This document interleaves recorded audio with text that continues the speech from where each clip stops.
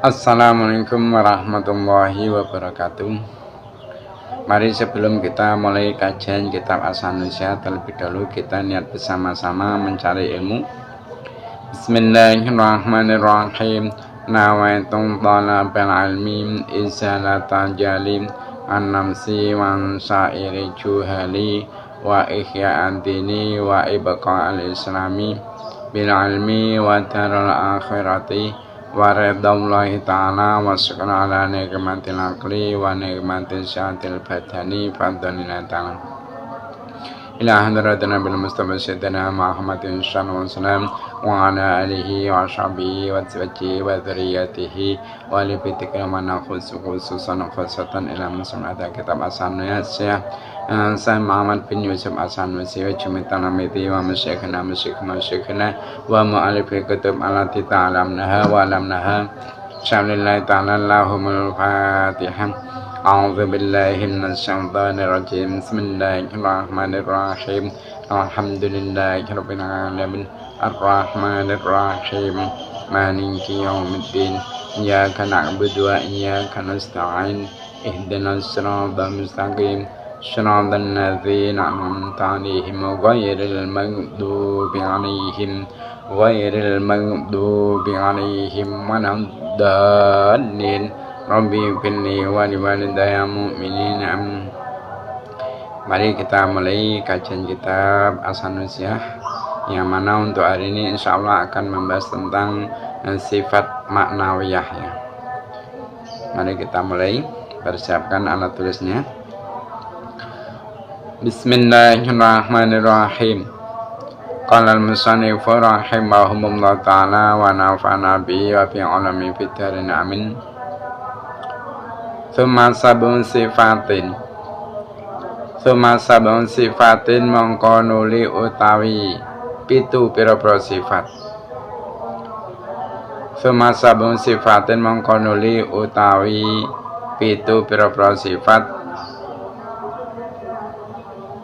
Iku tu sama den arani apa sabun sifat.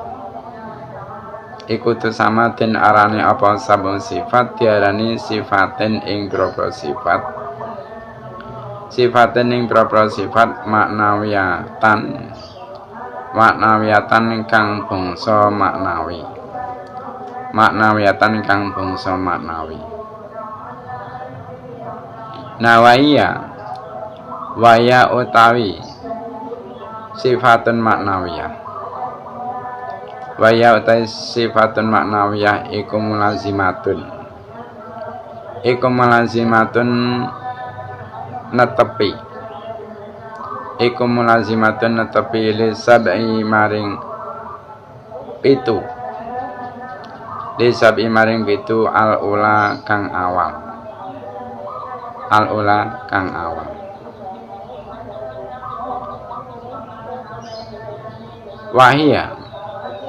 Waya utai sifatin maknawiyah. Waya utai sifatin maknawiyah iku konuhu anane Allah.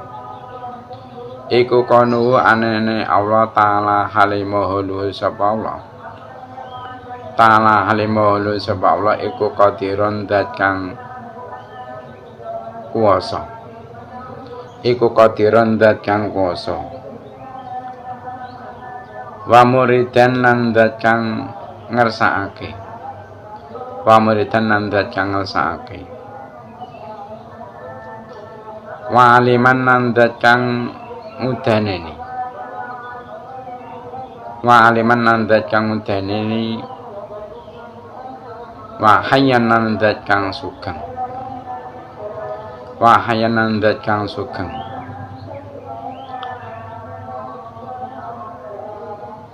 Wa sami'an dat kang midanget. Wa sami'an dat kang midanget. Wa basiran dat kang mirsani. Wa basiran dat kang mirsani.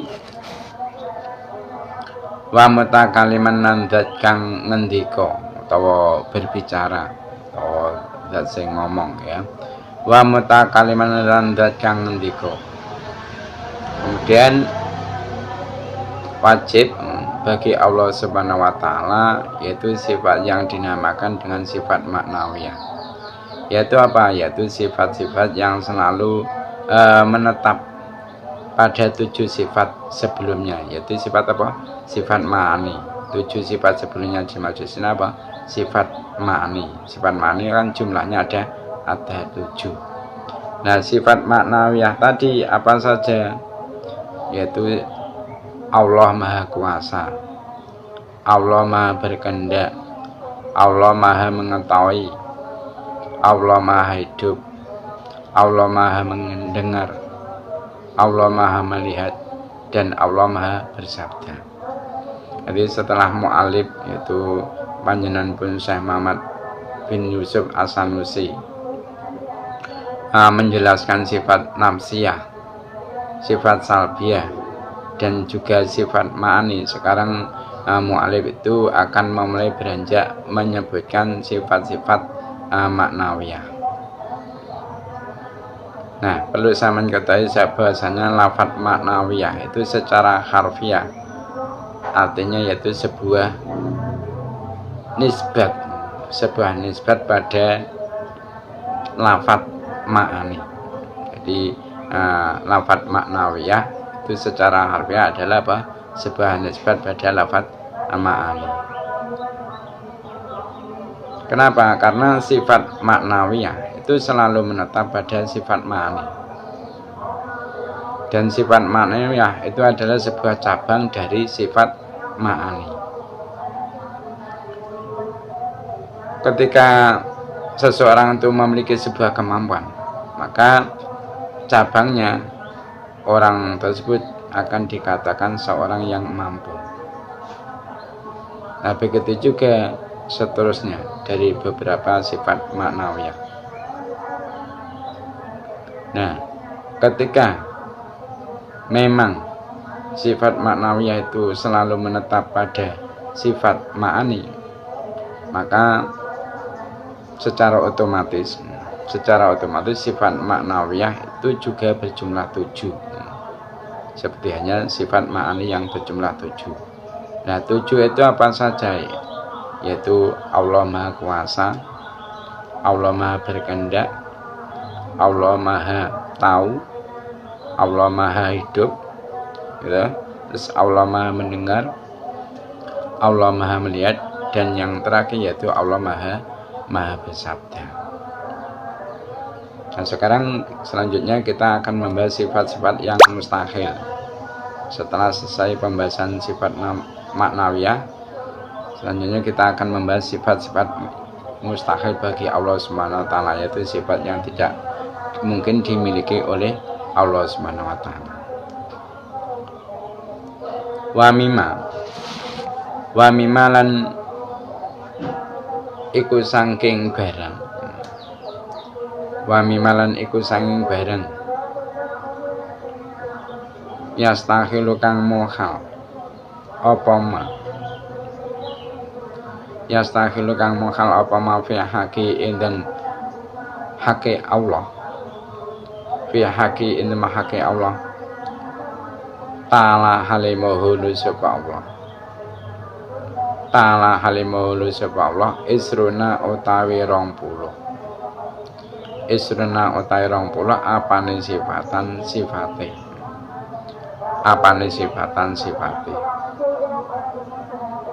Nah, wahya utawi isruna sifatan iku adadul isrina pira-pira lelawanane sifat 20. Iku adatul isrina pira-pira lelawanan sifat 20 al-ula kang awal. Wahya utawi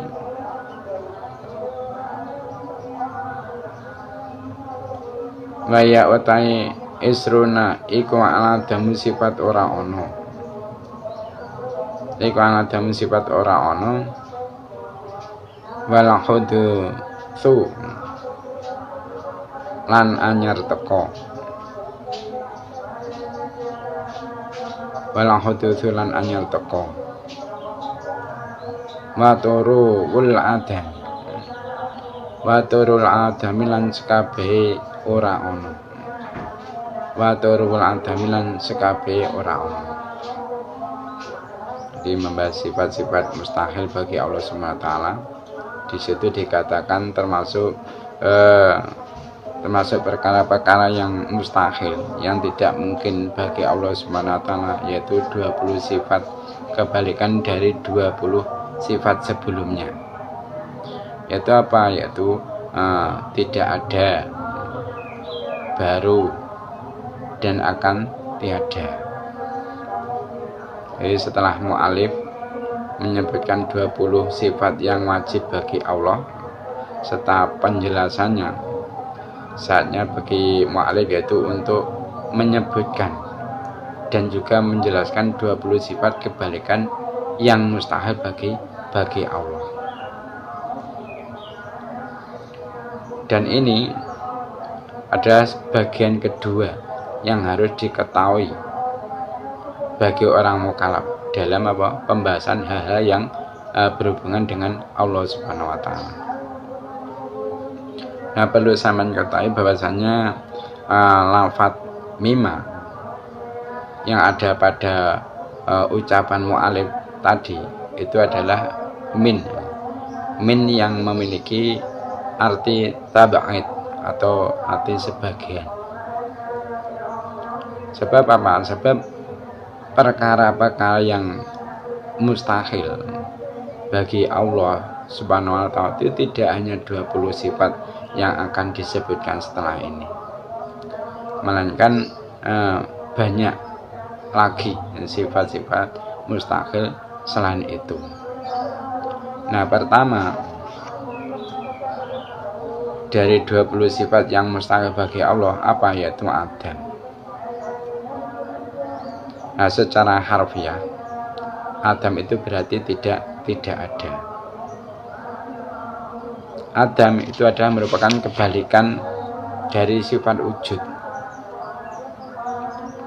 Nah, untuk dalil yang menyatakan bahwa Adam itu merupakan sifat yang mustahil bagi Allah, itu ada kalanya berupa dalil sama'i dan ada kalanya yaitu dalil akli. Nah, adapun dalil sama'i dari sifat Adam dan semua sifat mustahil yang lain itu adalah apa? Semua dalil yang menyatakan bahwa Allah itu memiliki 20 sifat yang wajib. Nah, ketika sudah ditetapkan bahwa Allah itu wajib memiliki 20 sifat yang wajib yang telah disebutkan berdasarkan dalil-dalil yang sudah lewat, maka mustahil bagi Allah itu untuk memiliki sifat kebalikannya. Nah, adapun dalil akli sifat Adam dan semua sifat mustahil yang lain, maka akan disebutkan sendiri oleh mu'alif pada setelah bab ini. Nah, yang kedua dari 20 sifat yang mustahil bagi Allah apa? Yaitu kudus, sifat kudus. Nah, secara harfiah kudus itu berarti apa? Baru. Tapi secara istilah ulama tauhid, kudus itu adalah apa? Sebuah ungkapan dari sebuah perbaruan setelah tiada. Nah, kudus itu adalah kebalikan dari sifat qidam. Nah, yang ketiga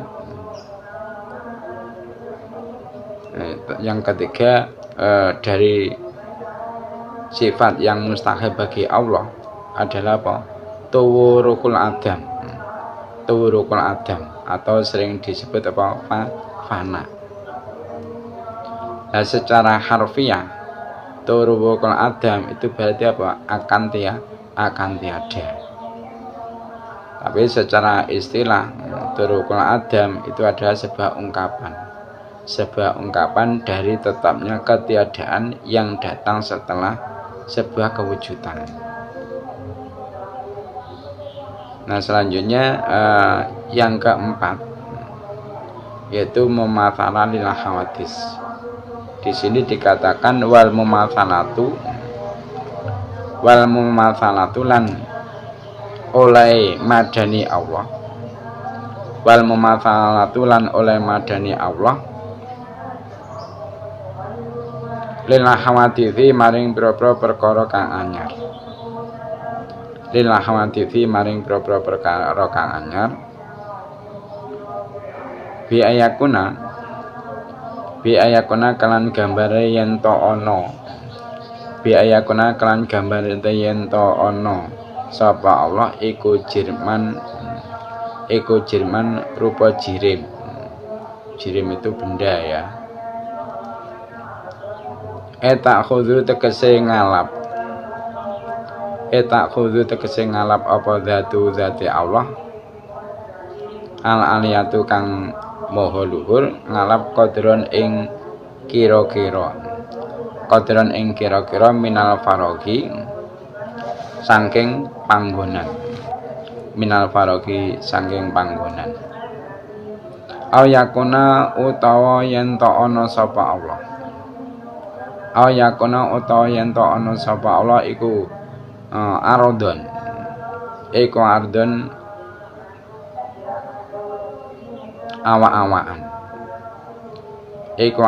awa-awan yakumu kang jumeneng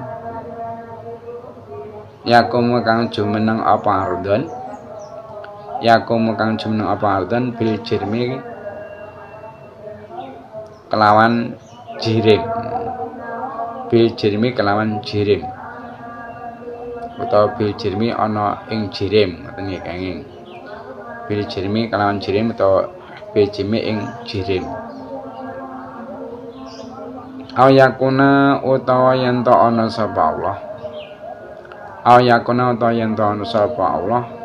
iku fi jihatin ing dalem arah-arah lil jirmi kedue jirim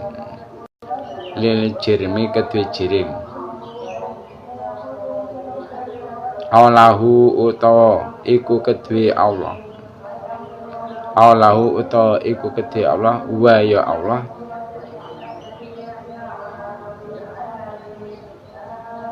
jihadun utawi arah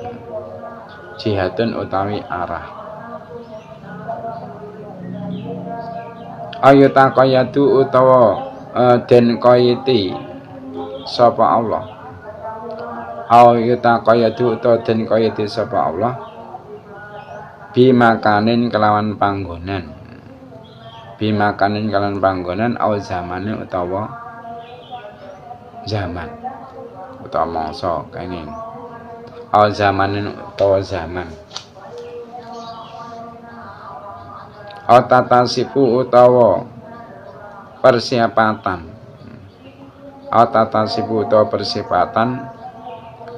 apa zati Allah al aliyatu kang luhur persifatan bila hawadisi kelan pira-pira sifat anyar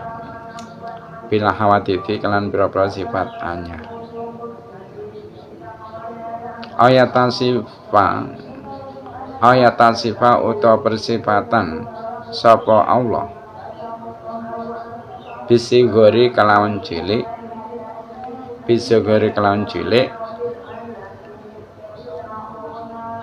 awil kibari utawa gedhe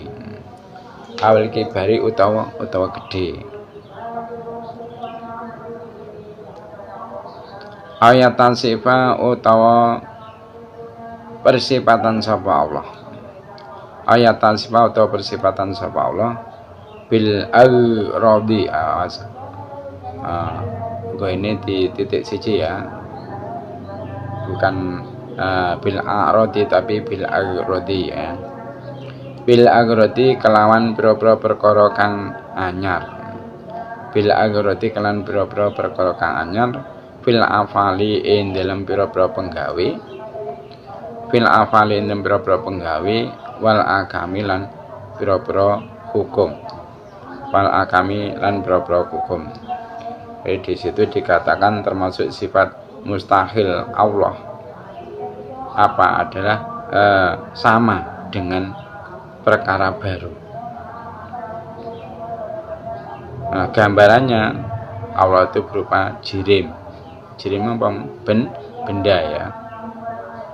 Allah berupa jirim yang membutuhkan sebuah ruangan, atau berupa sifat yang berdiri pada jirim, atau Allah itu berada di sebuah arah jirim,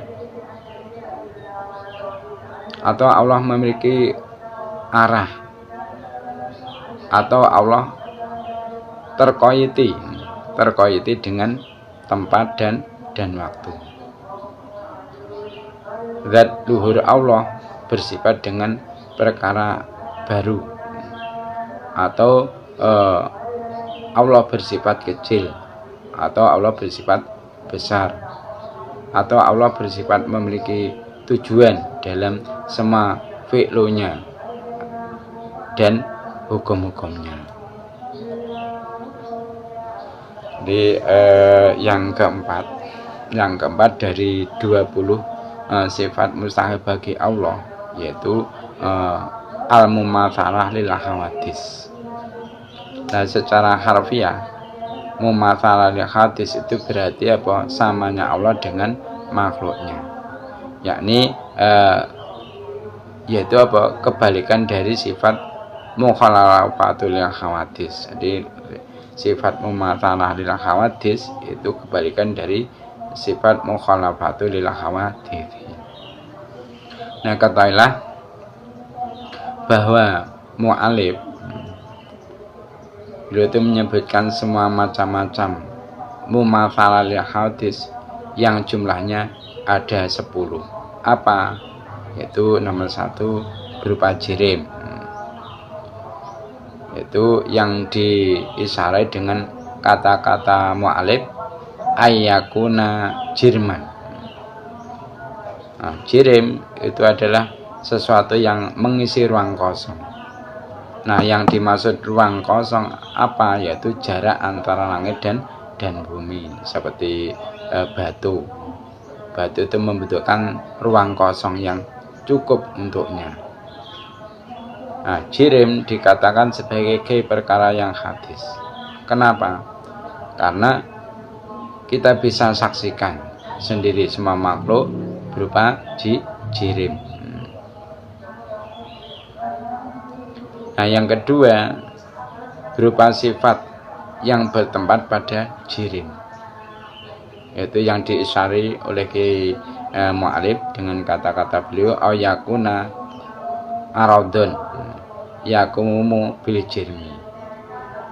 Nah, arad itu adalah sesuatu yang berada pada sesuatu lain yang berupa apa?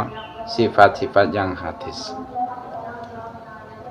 Nah, sekarang perbedaan antara sifat dan arad itu apa? Perbedaannya seperti ini. Sifat itu khusus. Kalau dikatakan sifat itu khusus pada sifat yang qadim, seperti hanya sifat-sifat yang dimiliki oleh Allah Subhanahu wa Ta'ala. Nah, sedangkan arad itu mencakup sifat yang qadim dan sifat yang hadis. Nah, alasannya mengapa? Mengapa ini termasuk mustahil? Karena arad itu termasuk hadis. Nah, sedangkan Allah pastilah tidak akan sama dengan perkara yang hadis. Nah, nomor 3, Allah berada di sebuah arah, yaitu yang diisarai mu'alif dengan kata-kata beliau wa yakuna fi jihatil jirmi. Nah, arah itu ada 6. Arah itu ada 6. Kanan, kiri, depan, belakang, atas, dan bawah. Maka pemahamannya ialah Allah itu tidak berada di sisi kanan atau kiri arsy. Nah, oleh sebab itu berhati-hatilah dan takutlah dengan keyakinan orang-orang awam yang berkeyakinan bahwa Allah itu berada di atas alam. Nah, keyakinan seperti ini masih diperdebatkan oleh para ulama. Nah, menurut Imam Ibnu Abdissalam,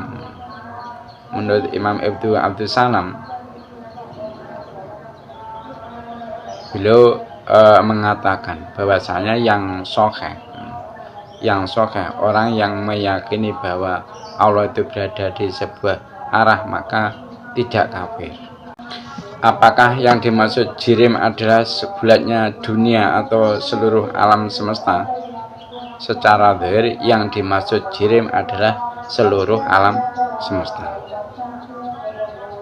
Nah, yang nomor 4, Allah memiliki arah, yaitu yang diisyari dengan kata-kata mu'alif Allahu wajihatun. Maka Allah tidak memiliki arah kanan, kiri, depan, belakang, atas, dan bawah, dan tidak bisa diucapkan langit itu di bawah Allah. Bedanya dengan makhluk atau perkara yang hadis, maka mempunyai arah dan bisa diucapkan semisal Umar berada di sebelah kanan Zaid, ya. Mimbar ada di belakang Bakar, dan lain-lain. Dan ini juga termasuk keyakinan orang awam yang masih diperdebatkan oleh para ulama, seperti hanya keterangan yang sebelumnya tadi. Nah, yang nomor 5, Allah berada di sebuah tempat, yaitu yang diisyarati dengan kata-kata ki mu'alif au yutaqayadu bimakanin. Nah, yang dimaksud dengan Allah dikaiti dengan tempat adalah apa? Allah itu bertempat pada suatu tempat. Kenapa? Karena bertempat pada sesuatu ialah termasuk sesuatu yang dimiliki oleh hawadis. Nah, sedangkan salah satu sifat wajib Allah adalah apa? Berbeda dengan perkara-perkara yang hadis. Nah, yang dimaksud al-makan atau tempat ialah apa? Kekosongan yang ditempati jirim. Nah, oleh sebab itu menurut Syekh Ibrahim Al-Bajuri, kata awyutaqayadu bimakani tidak dibutuhkan. Kenapa? Karena sudah ada yang mewakilinya, yaitu apa? Kata bi'ayyakana jirman ila akhiri tadi. Nah, sekarang yang nomor 6, Allah berada di sebuah masa, yaitu yang diisyarati dengan kata-kata beliau al-zamanin. Nah, yang dimaksud dengan Allah dikaiti dengan masa adalah Allah itu berada di sebuah masa. Kenapa? Karena sudah jelas hal seperti ini adalah salah satu sifat dari hawadis dan wajib bagi Allah untuk berbeda dengan makhluknya. Nah, yang nomor 7, zatnya Allah bersifat dengan hal-hal yang hadis, yaitu yang diisyarati dengan kata-kata mu'alif tatasifu zat tuhu al-aliyah bil hawadis. Nah, yang dimaksud dengan zat Allah bersifat dengan hal yang hadis, yaitu zat Allah sebagai tempat dari perkara hadis. Seperti hanya Allah memiliki sifat kudrah yang hadis. Kenapa? Karena perkara hadis hanya menempel pada perkara hadis. Contoh kecil ya, gerak dan diam, dua perkara ini adalah perkara yang saling bertolak belakang dan tidak mungkin kumpul dalam satu perkara dan satu waktu. Nah, ketika ada gelas diam, maka gelas itu tidak gerak. Tapi ketika kemudian gelas tersebut itu digerakkan, maka wujud sifat gerak adalah wujud yang hadis. Kenapa? Karena wujud setelah tidak ada. Nah, yang nomor 8, Allah disifati dengan kecil, yaitu yang diisyarai oleh mu'alif dengan kata-kata beliau yatasibu bisigor. Nah, yang dimaksud sigor ada apa? Sedikitnya beberapa juz. Berarti apa? Kita itu dilarang untuk mengucapkan Allah ada zat yang kecil dengan maksud sedikit juznya. Kenapa? Karena itu termasuk sifat hadis. Nah, yang nomor 9, Allah disifati dengan besar, yaitu yang diisyarai dengan perkataan mu'alif, yaitu apa? Awil kabir. Nah, yang dimaksud dengan al-kabir di sini adalah apa? Banyaknya juz. Berarti kalau seperti itu kita itu dilarang untuk mengucapkan bahwa Allah adalah zat yang besar dengan maksud apa? Banyak juznya. Nah, perlu diketahui bahwa larangan kita mengucapkan bahwa Allah adalah zat yang kabir, yaitu ketika memang yang dimaksud al-kabir itu adalah apa? Banyaknya juz. Namun ketika yang dimaksud dengan al-kabir adalah maha yang agung, maka tidak ada larangan dalam hal tersebut. Seperti firman Allah Subhanahu wa taala, al-kabirul muta'al. Nah, yang nomor 10, Allah memiliki tujuan dalam menciptakan dan pembentukan hukum, yaitu yang diisyarai oleh mu'alif dengan kata-kata beliau ayatasibu bil agrod bil afal wal akam. Misal Allah itu menciptakan Zaid atau Amr, tidak ada tujuan sama sekali dalam menciptakannya, atau mewajibkan zakat dan sholat juga tidak ada tujuan sama sekali yang mendorong untuk diwajibkannya sholat dan zakat. Af'al dan hukumnya Allah itu suci dari segala tujuan. Jadi af'al dan hukumnya Allah suci dari af'al dan hukumnya Allah suci dan sepi dari segala tujuan. Jadi setiap Allah berbuat itu tidak ada tujuan yang kembali kepada Allah. Dan juga begitu juga ketika Allah menentukan suatu hukum, itu Allah suci dan sepi dari segala tujuan. Nah, bagaimana menanggapi ayat yang mengatakan wa ma khalaqtul jinna wa insa illa liya'budun, yang secara zahir arti dari ayat tersebut ialah apa?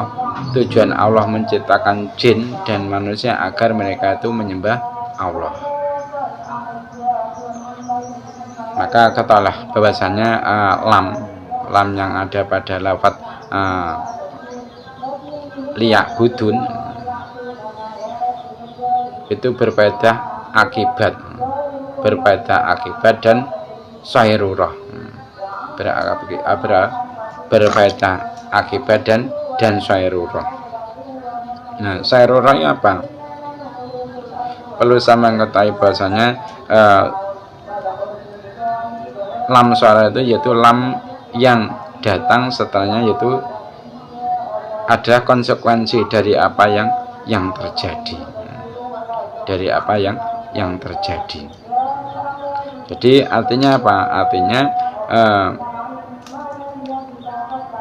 adalah saya itu tidak menciptakan manusia dan jin kecuali mereka akan menyembah kepadaku, kepada Allah.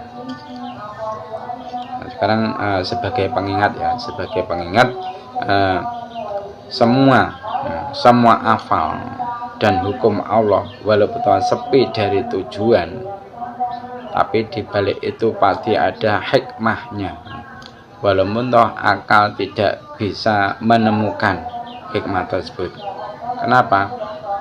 Karena andai saja afal dan hukumnya Allah itu tidak ada hikmahnya, maka jelas bahwa afal dan hukumnya Allah pasti main-main. Nah, sedangkan itu termasuk hal yang mustahil bagi Allah Subhanahu wa Ta'ala. Nah, sekarang perbedaan antara al-gharad yaitu tujuan dan hikmah itu apa? Perlu saya mengetahui bahasanya al-gharad atau tujuan yaitu sesuatu yang dituju dari pekerjaan, dan hukum Allah sekiranya menjadi pendorong untuk apa? Melakukan fi'il dan hukum. Sedangkan hikmah tidak seperti itu. Nah, selanjutnya yaitu yang nomor 9. Nah, yang nomor apa? Nah, yang nomor 5. Yang nomor 5. Sifat yang mustahil bagi Allah yang nomor 5. Wakadzalan kaya mengkono-kono yastahilu. Wakadzalan kaya mengkono-kono yastahilu. Yastahilu mohal. Yastahilu mohal alaihi ing atase Allah. Alaihi ing atase Allah Ta'ala halimahulu sapa Allah apa Allah yakuna. Apa Allah yakuna yen to ora ana sapa Allah. Allah yakuna ing yen to ora ana sapa Allah iku qaiman zat kang jumeneng. Binafsi kelawan zate Allah. Binafsi kelawan zate Allah. Bi ayakuna kalan gambar yen to ana sapa Allah. Bi ayakuna kalan gambar yen to ana sapa Allah iku sifatan rupa sifat. Iku sifatan rupa sifat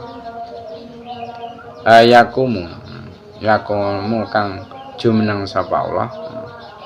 Yakumu kang jumeneng sapa Allah bi mahalin ana ing panggonan. Bi mahalin ana ing panggonan. Ayah taju utawa butuh sapa Allah ila mukhassisin maring zat kang nertemtokake. Ila mukhassisin maring zat kang nertemtokake. Jadi dikatakan di dalam matan ini begitu juga mustahil bagi Allah tidak berdiri sendiri, dengan gambaran yaitu Allah berupa sifat yang berdiri pada suatu tempat, atau yaitu Allah membutuhkan pada mukhassis atau pencipta. Jadi yang kelima dari 20 sifat yang mustahil bagi Allah adalah apa? Kaunuhu